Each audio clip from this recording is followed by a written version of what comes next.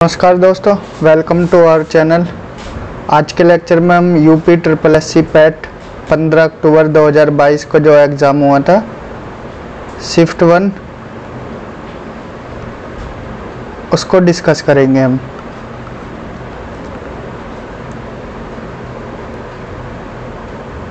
तो इस लेक्चर में हम जीएस के क्वेश्चन के बारे में डिस्कस करेंगे। जो जीएस में 50 क्वेश्चंस आए थे उनके बारे में डिटेल से देखेंगे। तो पहला क्वेश्चन देखते हैं। Plant cell is made up of what among the following. पादप कोशिका भित्ति निम्नलिखित में से किसकी बनी होती है।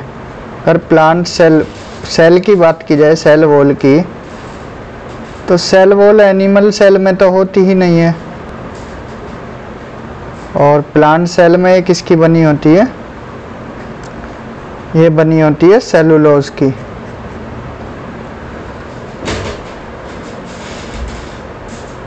जैसा कि ये हमारे नोट्स में है सेल वॉल टॉपिक, तो सेल वॉल क्या है, plants only in plant cell में होती है और मेड अप ऑफ सेलुलोज। किसकी बनी होती है, सेलुलोज की। नेक्स्ट क्वेश्चन देखते हैं। 22 अगस्त 2022 में भारत की पहली अंडर वाटर मेट्रो का उद्घाटन निम्नलिखित में से किस शहर में किया गया था। अंडर वाटर मेट्रो चलाई गई है सबसे पहले कहाँ पर, कोलकाता, वेस्ट बंगाल में।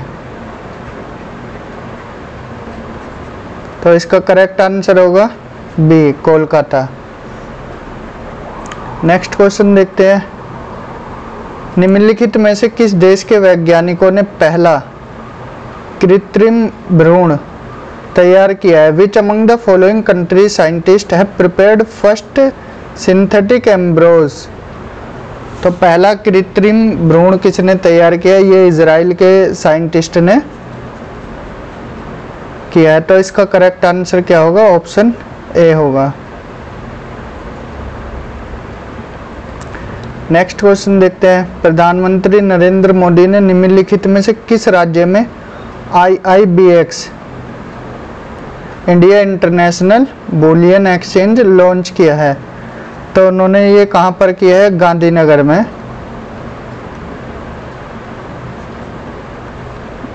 जो कि कैपिटल है किसकी, गुजरात की। तो इसका करेक्ट आंसर क्या होगा, ऑप्शन सी, गुजरात होगा। नेक्स्ट क्वेश्चन देखते हैं। निम्नलिखित में से किस देश ने अगस्त 2022 में ताइवान के आसपास अपना अब तक का सबसे बड़ा सैन्य अभ्यास किया है।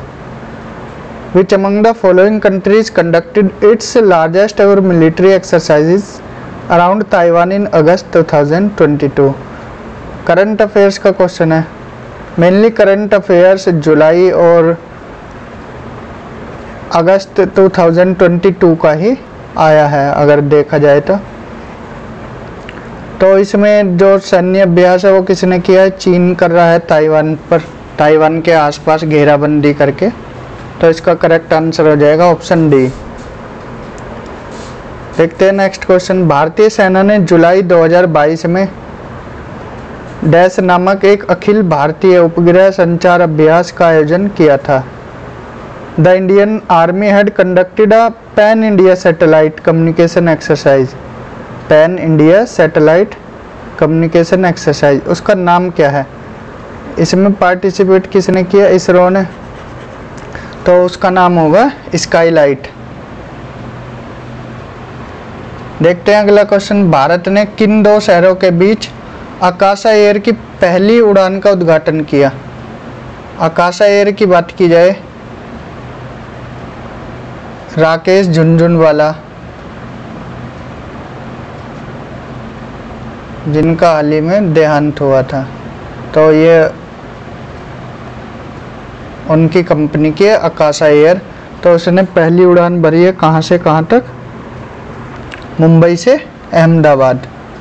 तो इसका करेक्ट आंसर होगा ऑप्शन सी।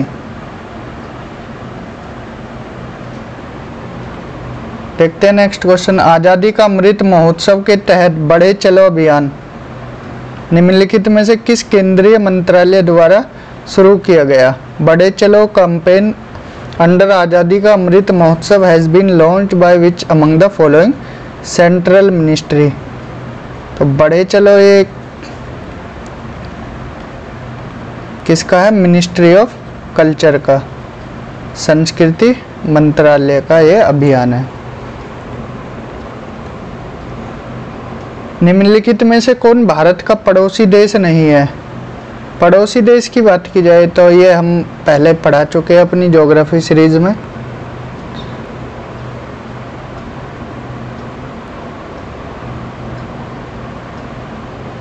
तो पड़ोसी देश कौन नहीं है निम्नलिखित में से? म्यांमार है पड़ोसी देश भारत का, चीन भी है पड़ोसी देश, मालदीव भी है, और इसमें ऑप्शन सी नहीं होगा, यूएई पड़ोसी देश नहीं है भारत का। भारत के पड़ोसी देश की बात की जाए तो कौन कौन है? चीन है, पाकिस्तान है, अफगानिस्तान है और नेपाल है, भूटान, बांग्लादेश, म्यांमार और 2 टापू देश है कौन कौन से? मालदीव और श्रीलंका। तो इसमें यूएई नहीं है।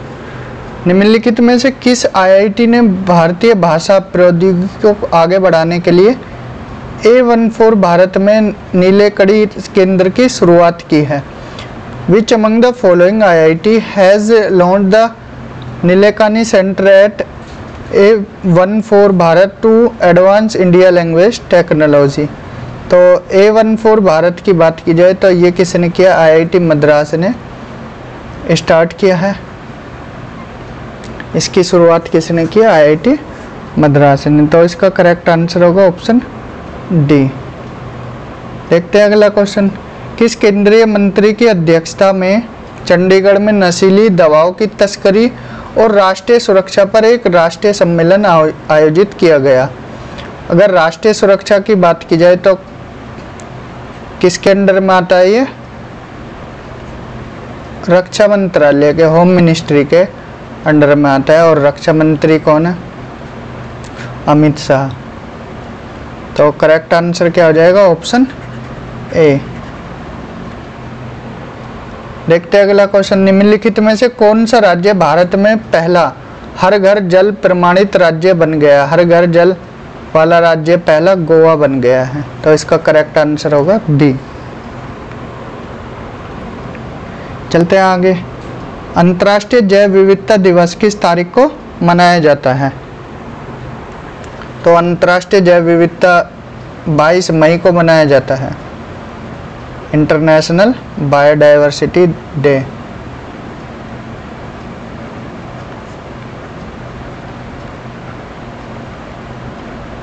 निम्नलिखित में से कौन सा विश्व का सबसे बड़ा नदी द्वीप है? मानपुरा, श्रीरंगम, लुलु द्वीप, माजुली द्वीप।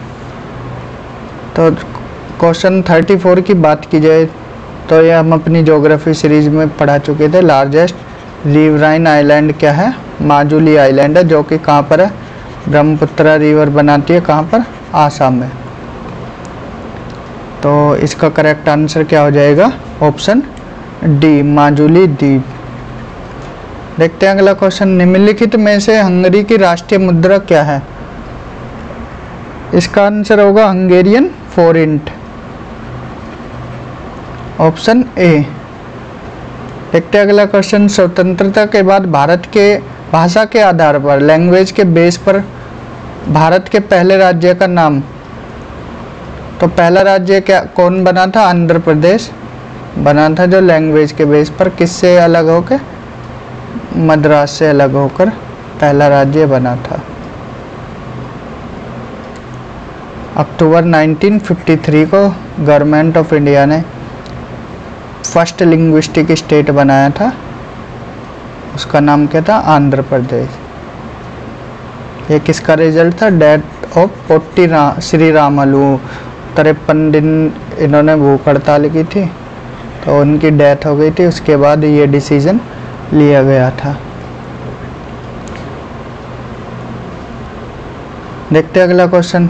डैश लोकसभा में पद धारण करने की न्यूनतम आयु कितनी है? Dash is the minimum age for holding office in the Lok Sabha में जो मिनिमम एज होती है पद धारण करने की वो कितनी होती है? 25 वर्ष होती है। और राज्यसभा की बात की जाए तो कितनी होती है? 30 ईयर्स। ये रहा। मेंबरशिप ऑफ पार्लियामेंट में क्वालिफिकेशन की बात की जाए तो राज्यसभा में कितनी होनी चाहिए? 30 साल से कम नहीं होनी चाहिए और लोकसभा में 25 साल से कम नहीं होनी चाहिए। यूएनएफसीसी का अर्थ निम्नलिखित में से क्या है? यूएनएफसीसी की फुल फॉर्म पूछ ली डायरेक्ट। इसमें क्या होगा? UN framework Convention on Climate change. Framework on Climate change.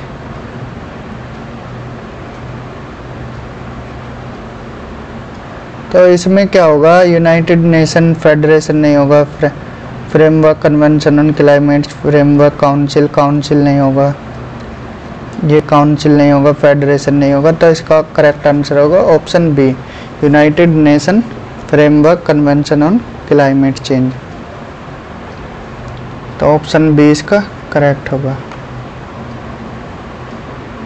अगला क्वेश्चन देखते हैं। नौटंकी निम्नलिखित में से किस राज्य का लोक नृत्य है? नौटंकी की बात की जाए तो ये नॉर्थ इंडिया में फेमस है और यूपी क्या है? नॉर्थ इंडिया का पार्ट है। तो इसका करेक्ट आंसर होगा ऑप्शन ए, केरल, आंध्र प्रदेश, कर्नाटका, ये क्या है? सदर्न इंडिया का पार्ट है।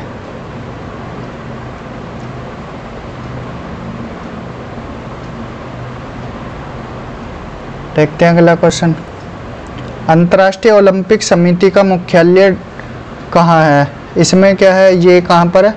लुसाने में है। और लुसाने कहाँ पर है? स्विट्जरलैंड में है। तो इसका करेक्ट आंसर होगा ऑप्शन बी। अगला क्वेश्चन देखते हैं। निम्नलिखित में से किसने प्रसिद्ध पुस्तक पावर्स ऑफ द माइंड लिखी है? पावर्स ऑफ द माइंड की बात की जाए तो ये किसने लिखी है? स्वामी विवेकानंद जी ने लिखी है। तो इसका करेक्ट आंसर होगा option B.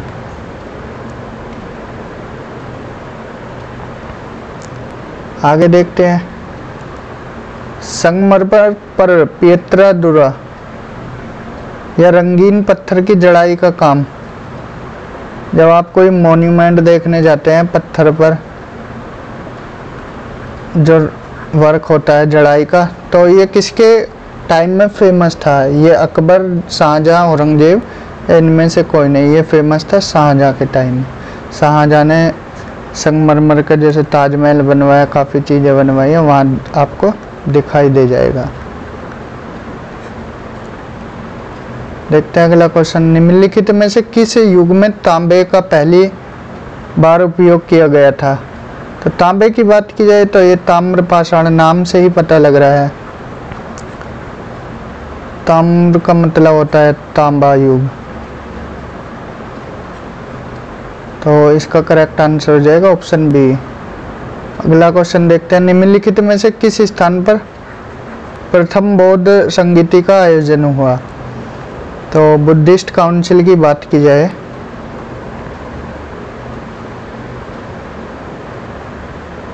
Total 4 Buddhist council हुई थी।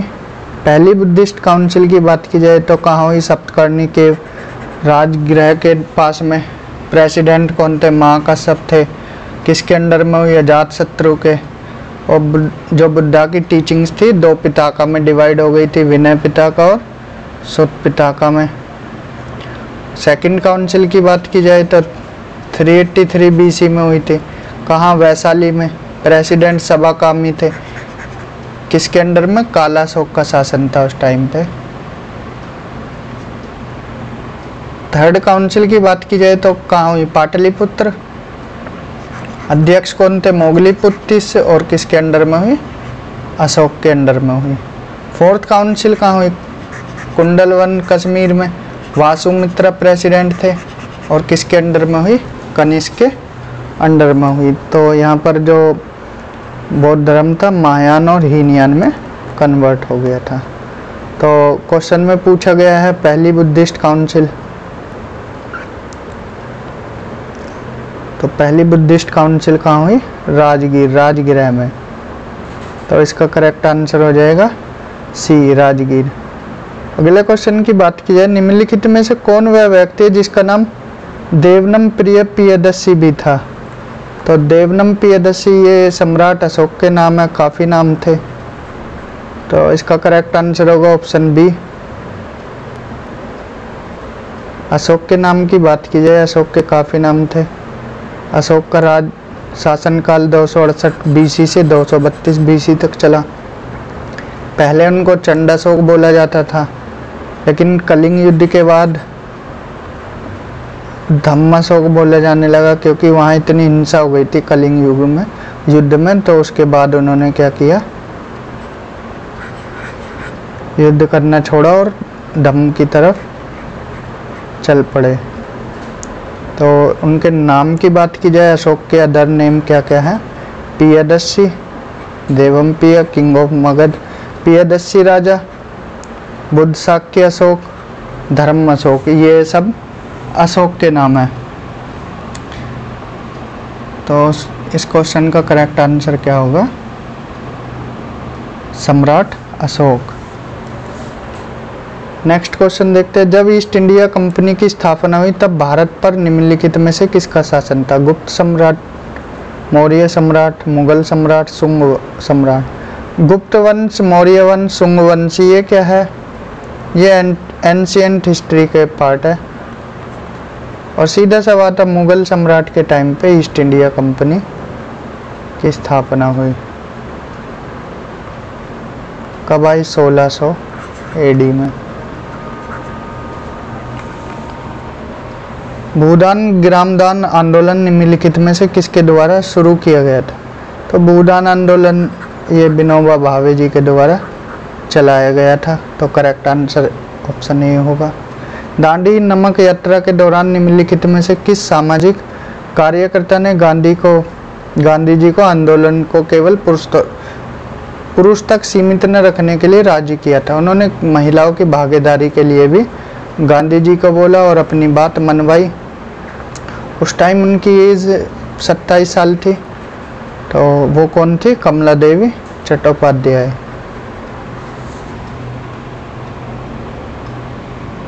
ये फोक डांस है, जो ये नौटंकी की बात थी अभी ऊपर क्वेश्चन में। तो नौटंकी कहाँ फेमस है? नॉर्थ इंडिया में फेमस है। और यूपी क्या था? नॉर्थ इंडिया का पार्ट है। तो उसका करेक्ट आंसर नॉर्थ इंडिया होगा। ये जब हम आर्ट एंड कल्चर पढ़ाएंगे तो इनको डिटेल में डिस्कस करेंगे, जितने फोक थिएटर है, डांस है, म्यूज़िक है। और जो चैल्कोलिथिक पीरियड था, ताम्रपाषाण काल, ये क्या था? पैलियोलिथिक, मीजोलिथिक, नियोलिथिक के बाद ये क्या था? चैल्कोलिथिक। और ये कहाँ चल रहा था? साउथ मोस्टली सदर्न इंडिया की तरफ चल रहा था। पहला क्या था? मेटल एज युग था। तो यहाँ पर कॉपर की बात की गई थी। तो इसका करेक्ट आंसर होगा चैल्कोलिथिक पीरियड या ताम्रपाषाण काल। इसके एविडेंस कहाँ से मिलते हैं? खेतरी राजस्थान से इसके एविडेंस मिलते हैं। बुद्धिस्ट काउंसिल हम बता चुके हैं, तो उसका करेक्ट आंसर राजगृह होगा, राजगीर। अशोक के बारे में हमने बताया, चंडाशोक, धम्माशोक और अदर नेम्स क्या क्या थे। अगले क्वेश्चन देख लेते हैं, राष्ट्रीयवाद की पहली स्पष्ट अभिव्यक्ति निम्नलिखित में से किस क्रांति के साथ हुई? तो इस क्वेश्चन में थोड़ा डाउट है, पूछना क्या जा रहा है, लैंग्वेज थोड़ा क्लियर नहीं है इसकी। लेकिन इसका correct answer, the first clear expansion of nationalism came with which among the following revolutions. First clear expression की बात की जाए नेशनल राष्ट्रीयवाद की, तो इसमें तो करेक्ट आंसर इसका अमेरिकन रिवॉल्यूशन होगा। बाकी जो ऑफिशियल आंसर की आएगी यूपी SSC की, उसमें देखते क्या होगा। हमारे अकॉर्डिंग तो इसका आंसर ऑप्शन बी होना चाहिए। देखते हैं अगला क्वेश्चन, इसीलिए स्टार लगा दिया है, इस पे COT नहीं है 100%। देखते हैं अगला क्वेश्चन, सरकार के निम्नलिखित में से किस अधिनियम के कारण बम्बई से सिंध प्रांत का निर्माण हुआ? तो इसका जो बॉम्बे से सिंध अलग हुआ था वो कब हुआ था? 1936 में। तो इसका करेक्ट आंसर होगा भारत सरकार अधिनियम 1935, गवर्नमेंट ऑफ इंडिया एक्ट 1935। अगला क्वेश्चन देखते हैं, प्रसिद्ध युद्ध का नारा चलो दिल्ली किसने दिया था? तो चलो दिल्ली का नारा दिया सुभाष चंद्र बोस जी ने। निम्नलिखित में से कौन जनसंख्या वितरण को प्रभावित करने वाला आर्थिक कारण नहीं है? Which of the following is not the economic factor? Economic factor की बात की गई है, तो इसमें क्या है? अर्बनाइजेशन जो है ये क्या है? सोशल फैक्टर है। तो इसका करेक्ट आंसर ऑप्शन ए होना चाहिए। विश्व की सबसे ऊंची चोटी माउंट एवरेस्ट की बात की गई, किसके बीच है? ये हम कल भी डिस्कस कर चुके थे, नेपाल और तिब्बत के बीच है। और जो कंचनजंगा है वो किसके बीच है? इंडिया और नेपाल, मतलब सिक्किम और नेपाल के बीच में है कंचनजंगा। ये भी हम कल बता चुके थे। और 16 अक्टूबर के पेपर में सेम कंचनजंगा से ही पूछ लिया गया। निम्नलिखित में से भारत में अक्टूबर की गर्मी का मुख्य कारण क्या है? अक्टूबर हीट किसकी वजह से? तो अक्टूबर हीट की बात की जाए तो जो रिट्रीविंग मानसून होता है, लौटता हुआ मानसून बोलते हैं, वो कब लौटता है? अक्टूबर और नवंबर के टाइम पे। तो क्या हो जाता है यहाँ पे, ह्यूमिडिटी जो लेवल है नॉर्थ इंडिया में वो क्या होता है? हाई होता है, और टेम्परेचर भी हाई होता है। तो इसका करेक्ट आंसर होगा option B, high temperature associated with high humidity. अक्टूबर में आप देखते ही होंगे ह्यूमिडिटी लेवल, चिपचिपापन कितना ज़्यादा होता है। तो इसका करेक्ट आंसर ऑप्शन बी होना चाहिए। अगला क्वेश्चन देखते हैं, भारतीय मानक समय ग्रीनविच माध्य समय GMT, ग्रीनविच मीन टाइम से कितना आ गया? भारत का जो समय है ये 5.5 घंटे, 82.5 डिग्री ईस्ट है। तो 1 डिग्री पे कितना? 4 मिनट होता है। तो 82 को ये कितना हुआ? 380, और हाफ डिग्री का कितना हुआ? 2 मिनट। तो 2 ऐड किया तो कितना हुआ? 330। तो कितना होगा? 60 से डिवाइड कर दीजिए इसको, तो 5.5 निकल के आएगा। 5 घंटे और 30 मिनट।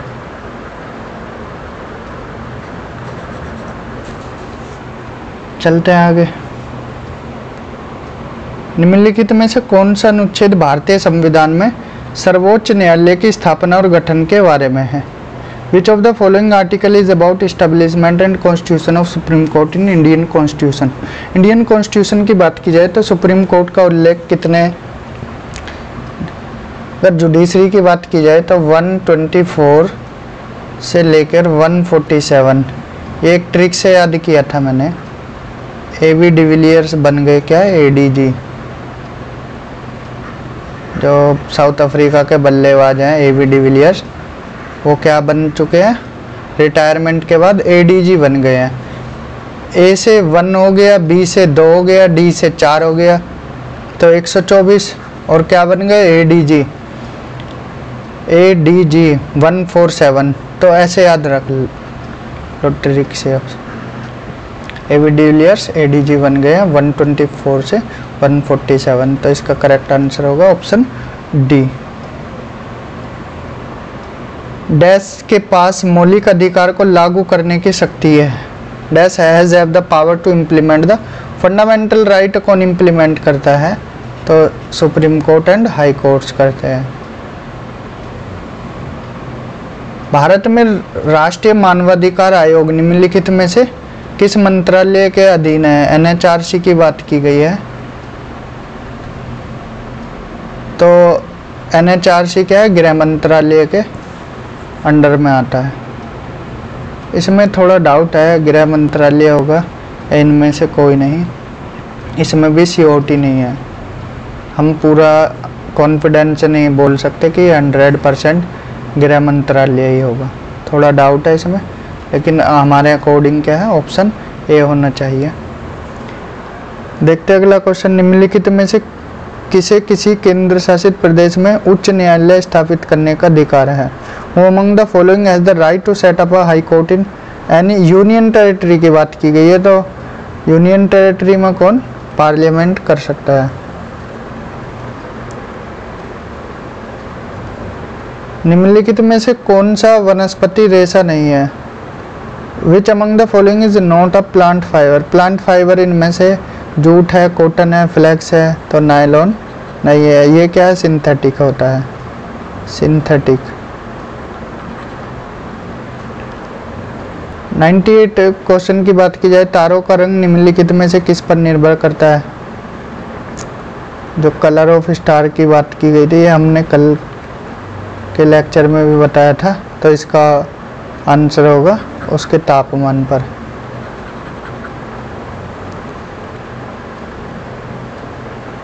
निम्नलिखित में से कौन सी गैस ग्लोबल वार्मिंग के लिए जिम्मेदार है?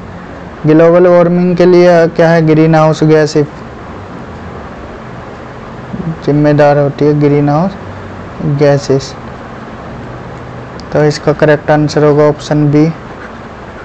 और लास्ट क्वेश्चन देखते हैं आज का। निमोनिया मानव शरीर के निम्नलिखित में से किस अंग को प्रभावित करता है? Pneumonia affects which of the following part of human body? तो निमोनिया कहाँ होता है? ये अफेक्ट करता है फेफड़ों को, लंग्स को। लंग्स में भी किसको, जो हमारे एल्वली होती है, एल्वली, उनमें क्या है, पानी भर जाता है निमोनिया में, तो एल्वली को अफेक्ट करता है। और किसको? ऑप्शन होगा लंग्स को, ऑप्शन बी। तो आज के लेक्चर में हमने शिफ्ट 1 डिस्कस की, जो 15 अक्टूबर को हुआ है एग्ज़ाम UP-SSC पैट का। तो अगले लेक्चर में हम क्या करेंगे, शिफ्ट 2 जो इवनिंग शिफ्ट हुई थी 15 तारीख को, वो डिस्कस करेंगे। तो आज के लेक्चर में इतना ही। Thank you, till then bye, have a good day.